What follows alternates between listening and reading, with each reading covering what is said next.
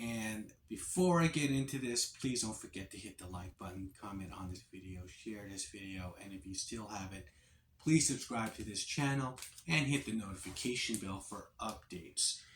Yes, so 8323 is the tour, and there isn't any word on what the lineup is.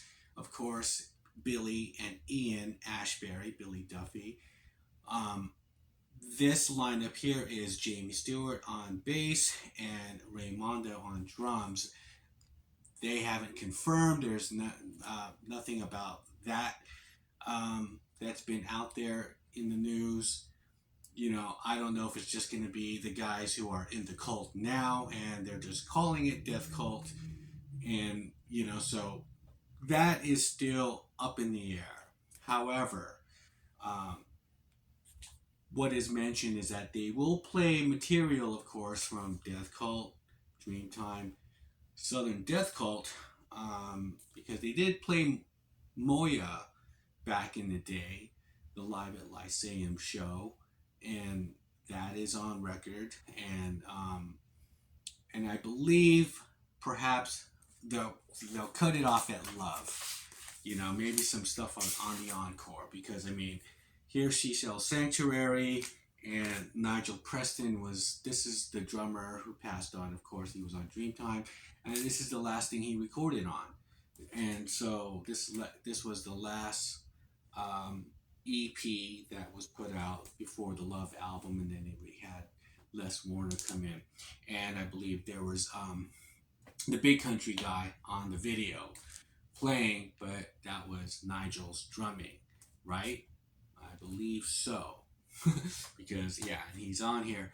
Now, the tour itself, though, is only going to have one American date. They're doing an exact replica of that 83 tour. They did not promote Dreamtime in America and did not tour America with Dreamtime material and Death Cult material.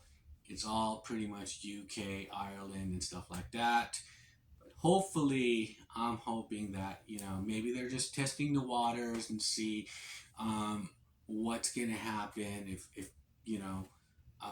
people want this. I believe cult audiences do want this, especially in America, since we did not have a proper tour where they introduced this material when it came out.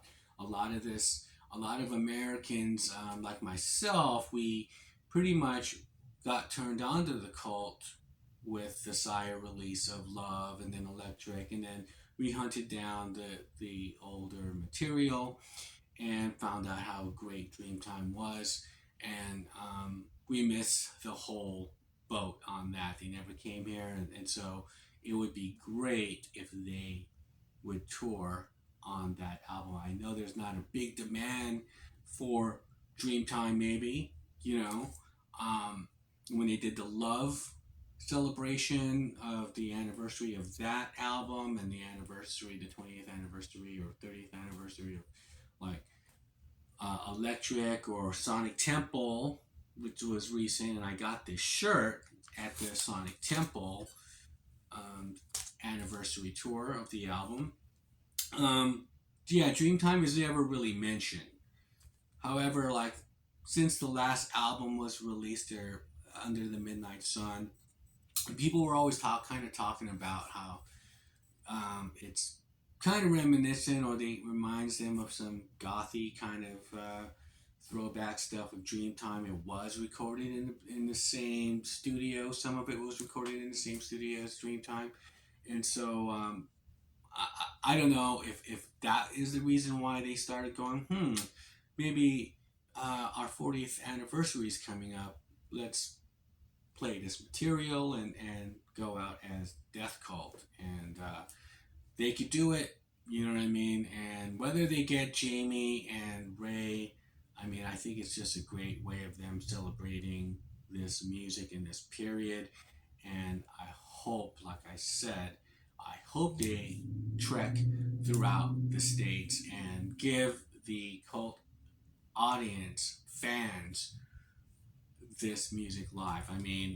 I believe the only time they did not really play this material was the Sonic Temple tour. They were pretty much shooting for a more big arena rock sound, and maybe that material did not seem, as far as transferring it to their style at the time.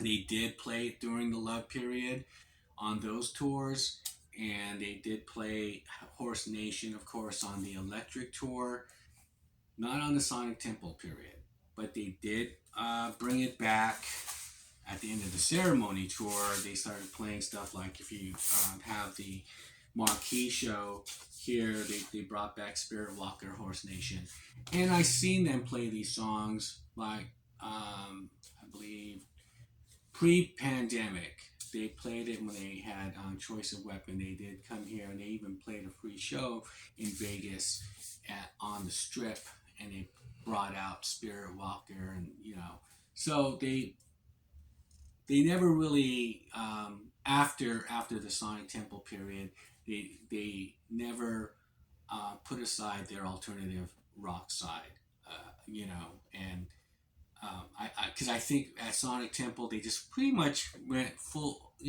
tilt on the whole heavy rock thing with the long hair and whatnot. But then, at the end of Ceremony, they started to embrace this material, and even some of the Love album, bringing out Brother Wolf, Sister Moon, and Revolution, and bringing back those songs and that period, and Billy picking up the Falcon more, and putting down the Les Paul. And of course, in the 1994 album, the self-titled, they went back to Europe and got together with those kind of roots, and kind of strayed away from the whole American rock thing.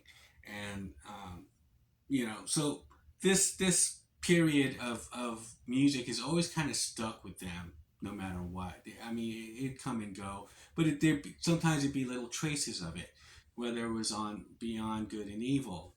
There was always some sort of alternative rock, gothy thing to their music after Ceremony, and I think, hopefully that they will, like I said, have not only Jamie Stewart, but play material, maybe all the B-sides. There's a lot of material here. Brothers Grimm, Bone Bag, Sea and Sky. I mean, I could go on and on. And hopefully that it will be a success, because especially in LA, that is the one that is what I'm hoping for, because there is a big demand in the States to hear this material live, and because I believe like the cult fans in America have, like myself, you're either really into the band or you're not. Okay, so I think in the 80s, when they became really big in 89 with the Sonic Temple album, yes, there were some people, I believe, that were just hard rock fans who have albums like Dokken and Warrant, and they're like, oh yeah, I like the Sonic Temple, the video, Firewoman, and this and that. And probably that's the only album they have, or an Electric or something, right? However, there are always the cult fans who are just pretty much collectors, and just like myself, they could go out and just do a B-side tour, and I think it would pack the house, right? And just play Seashell Sanctuary at the end, of course, right?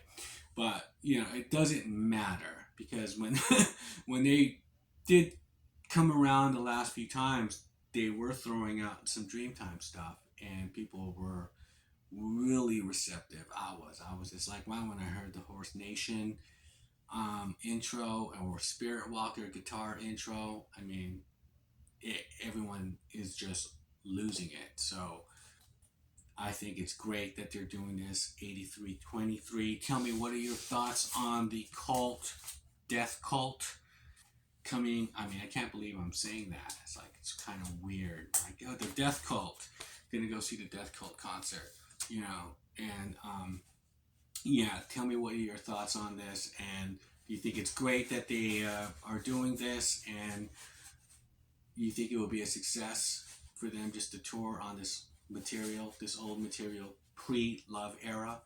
And with that, I'll shut up and I'll see you guys.